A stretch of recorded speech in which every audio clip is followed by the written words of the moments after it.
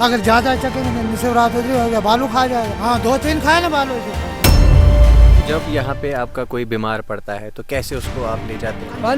कंधे पर रात। जब भी बर्फ़ पड़ती है पहली बार हमें पावर नहीं होती। जाएंगे वहाँ तो बर्फ बहुत होगी, जंगल में जाने की बात नहीं है। यहाँ पे पानी नहीं होता है, बच्चों को तकलीफ होती है स्कूल जाने में। यहाँ पे बहुत बर्फ पड़ती है।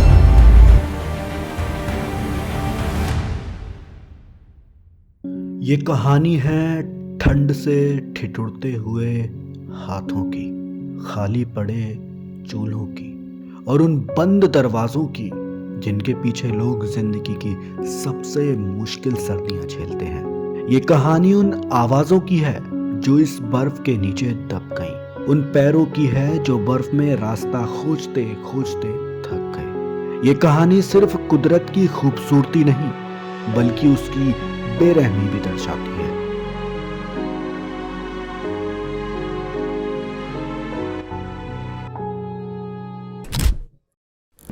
नमस्कार दोस्तों, मैं हूं प्रिंस और स्वागत करता हूं आपका स्टोरी विद प्रिंस में।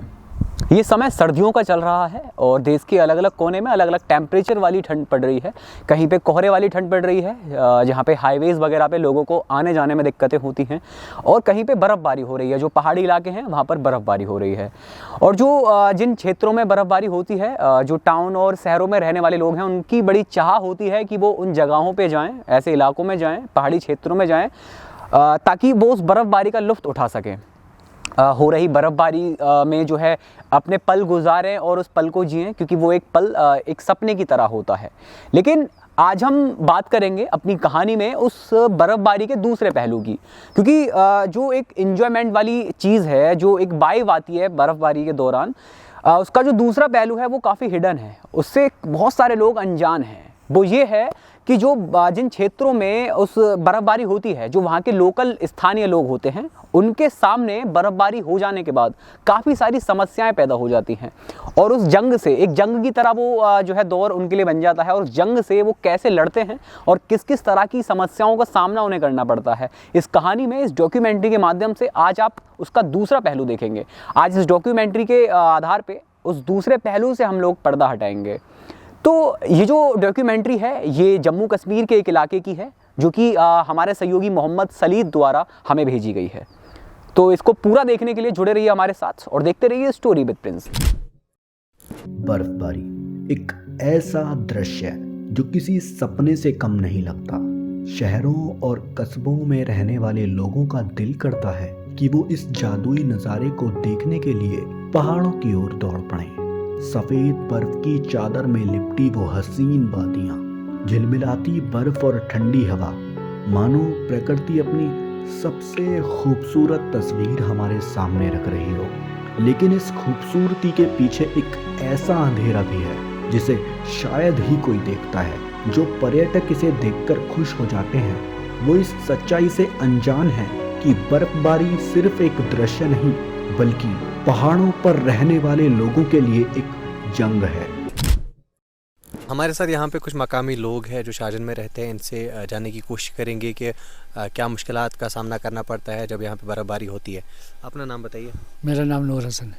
तो बताइए, जब यहाँ पे बर्फ़बारी होती है जहाँ तो बहुत मुश्किल है, क्या करेंगे, कैसा रोज़गार कुछ नहीं भाई। ये गाँव में जाना है, फिर ये देखो ना खर्चा लेकर आए, खांड नहीं थी, लिट्टन चाय नहीं थी। ये देखो अभी अब आपने क्या लाया है? आप इसमें खंड है और आलू है 1 किलो, 1 केजी खंड है, 1 केजी लिट्टन चाय हो गई है। यही तो घर का खाना। कितने टाइम तक ये चलेगा? अभी चलेगा क्या, 2-3 दिन चलेगा। अच्छा। हाँ, निकल बच्ची क्या इसमें क्या चलेगी। बाकी तो मुश्किलात तो ये बर्फ की बहुत हो। यहाँ कल कोई बंदों नहीं उठाया, वहाँ तक बुलडोजर ने कुछ किया था। आज तो थोड़ा सड़क है मगर गाड़ी के चलने के काबिल नहीं है। तो बाकी यही पावर का यही हाल है। पावर है नहीं है, जो पावर तार नहीं है।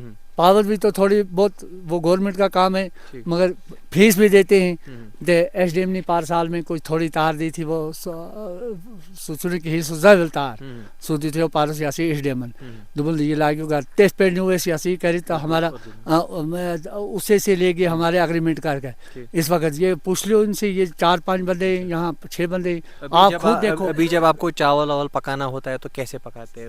लकड़ी से पकाते हैं, लकड़ी से। आज जंगल में भी नहीं जाने हैं कि कहाँ जाएंगे, वहाँ तो बर्फ बहुत हो गई है, जंगल में जाने की बात नहीं है, तो वहाँ आप तो फंस जाएंगे। तो आप जो ये पूरा राशन लेकर रखते हैं जब आपको लगता है कि बर्फबारी होने वाली है? नहीं, कोई राशन नहीं, कौन देगा राशन? हम लेकर हम ऐसे ही गुजारे करते हैं, 2 ट्रक लेते हैं। आज चावल तो किसी के पास है नहीं, गए गांव में तो मुंशी ने बोला डेट नहीं है, 7 दिन है, वहाँ 7वीं तारीख को आना है।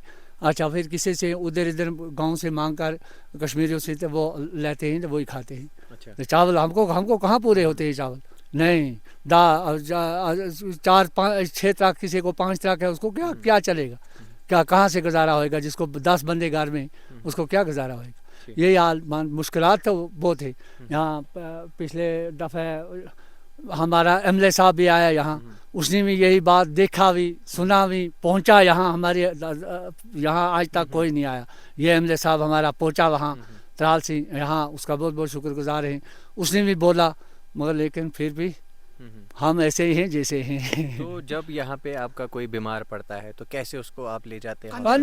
कंधे पर रात एक बीमार था, उसको कंधे पर यहाँ तक लाया, यहाँ फिर गाड़ी आई, वो थोड़ा वहाँ तक कंधे से उठाकर लाया, फिर यहाँ तक गाड़ी आई, तो फिर यहाँ से गाड़ी से लेकर त्राल गए। रात की बात है ये, रात की बात है। वो मेरी भाभी है, हाँ, अब्दुल के अच्छा, वो हामिला खातून जो? हाँ, बिल्कुल। उसको फिर लेकर त्राल गए, वहाँ से आए। नहीं, उसको ये इसमें दर्द हो गया था, पाँव, इसमें पाँव में, ये सबको टांग में भी, ये बाँह में भी ऐसा रह गया था।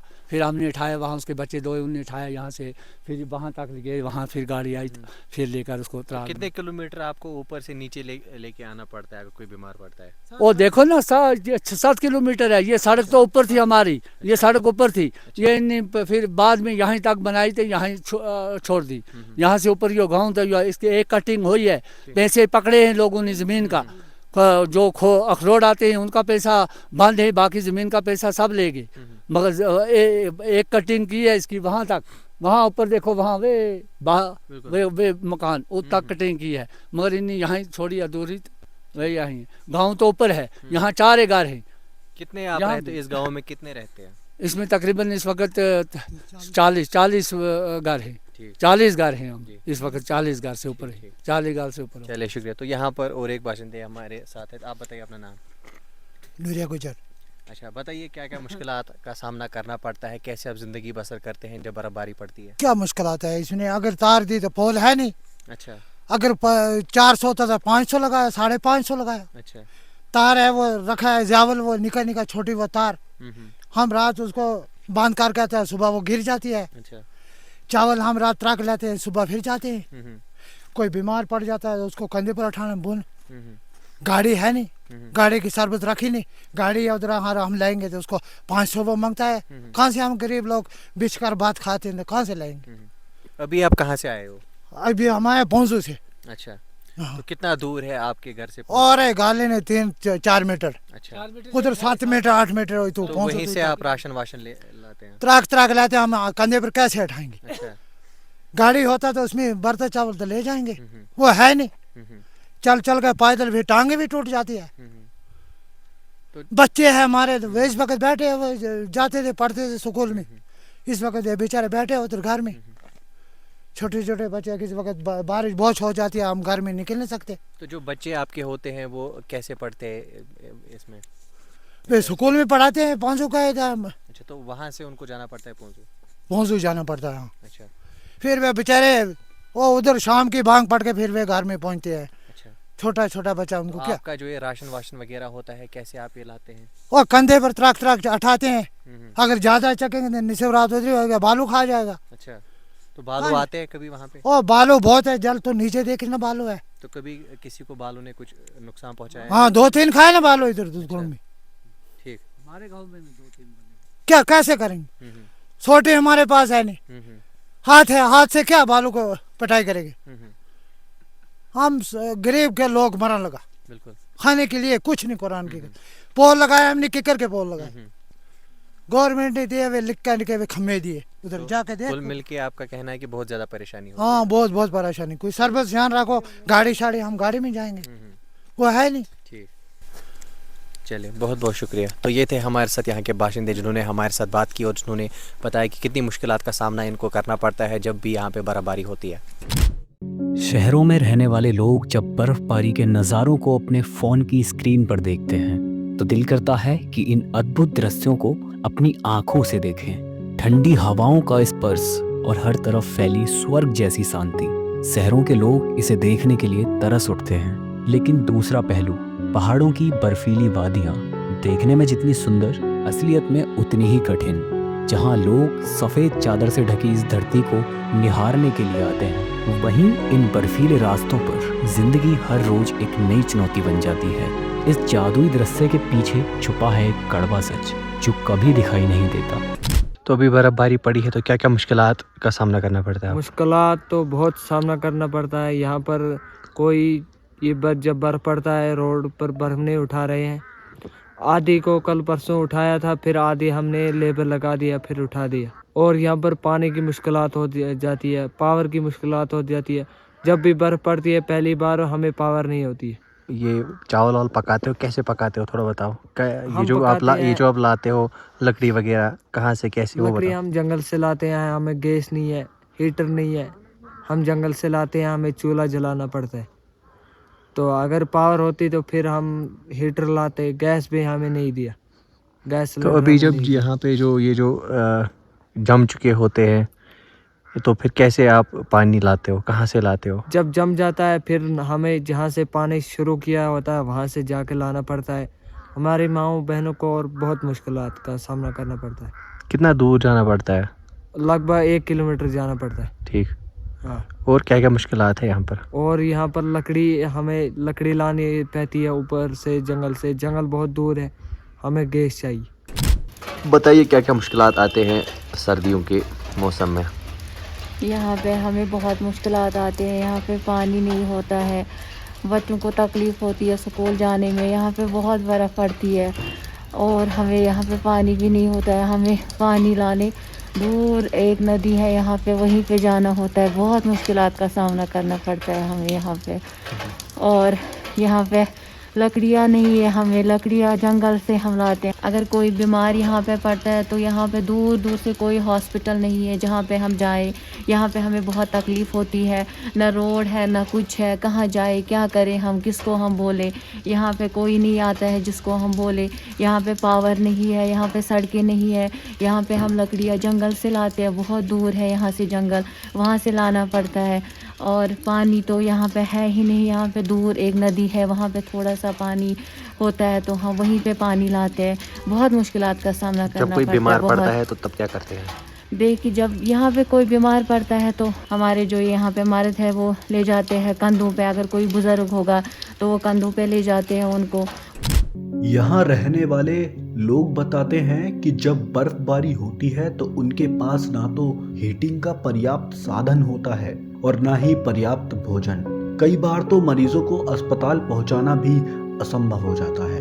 इनके लिए यह बर्फ सिर्फ सफेदी नहीं बल्कि एक बड़ी मुश्किल बन जाती है। लेकिन बावजूद इसके वो हर दिन नई उम्मीद के साथ अपनी जिंदगी को आगे बढ़ाते हैं। तो अगली बार जब आप बर्फबारी के इस खूबसूरत नज़ारे को देखें तो सिर्फ उसकी खूबसूरती में न खो जाएं। याद करें उन लोगों को जो हर दिन इस बर्फ के नीचे अपनी जिंदगी जीने की कोशिश कर रहे हैं। ये कहानी सिर्फ बर्फ के सर्द सफर की नहीं बल्कि मानव संघर्ष और प्रबल साहस की भी है।